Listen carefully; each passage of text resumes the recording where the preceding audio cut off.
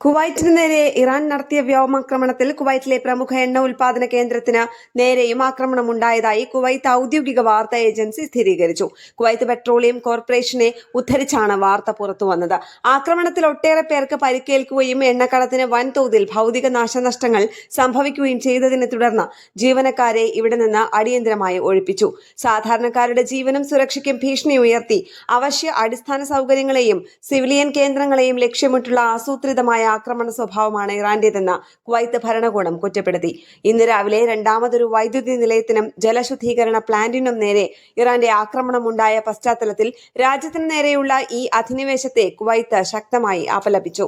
സ്വയം പ്രതിരോധിക്കാനുള്ള പരമാധികാരാവകാശം മുൻനിർത്തി രാജ്യത്തിന്റെ സുരക്ഷ ഉറപ്പാക്കാനും സുപ്രധാന കേന്ദ്രങ്ങൾ സംരക്ഷിക്കാനും ആവശ്യമായ എല്ലാ നടപടികളും സ്വീകരിക്കാൻ തങ്ങൾക്ക് പൂർണ്ണ അവകാശമുണ്ടെന്നും കുവൈത്ത് വ്യക്തമാക്കി. ഷെയ്ഖ് ഭരണകൂടം സ്ഥിതിഗതികൾ അതീവ ജാഗ്രതയോടെയാണ് വീക്ഷിക്കുന്നത്. കുവൈത്ത് രാജ്യാന്തര വിമാനത്താവളവും വ്യോമപാതയും അധികൃതർ ഇടയ്ക്കിടെ അടച്ചിടുന്ന സാഹചര്യത്തിൽ തങ്ങളുടെ സർവീസുകളെ സാരമായി ബാധിച്ചതായി പ്രമുഖ വിമാന കമ്പനിയായ ജസീറ എയർവേസ് അറിയിച്ചു. വിമാന സർവീസുകൾ പരമാവധി സുഗമമായി നടത്താനും വൈകുന്നത് ഒഴിവാക്കാനും ശ്രമിക്കുന്നുണ്ടെങ്കിലും യാത്രക്കാർ വിമാനത്താവളത്തിലേക്ക് പുറപ്പെടുന്നതിന് മുൻപ് തങ്ങളുടെ വിമാനങ്ങളുടെ കൃത്യമായ സമയവിവരം ഓൺലൈൻ വഴി പരിശോധിക്കണമെന്നും കമ്പനി നിർദ്ദേശിച്ചു.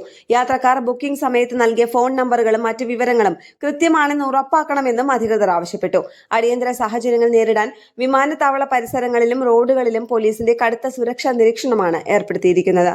ഇന്റർനാഷണൽ ഡെസ്ക്, കേരള പ്രണാമം.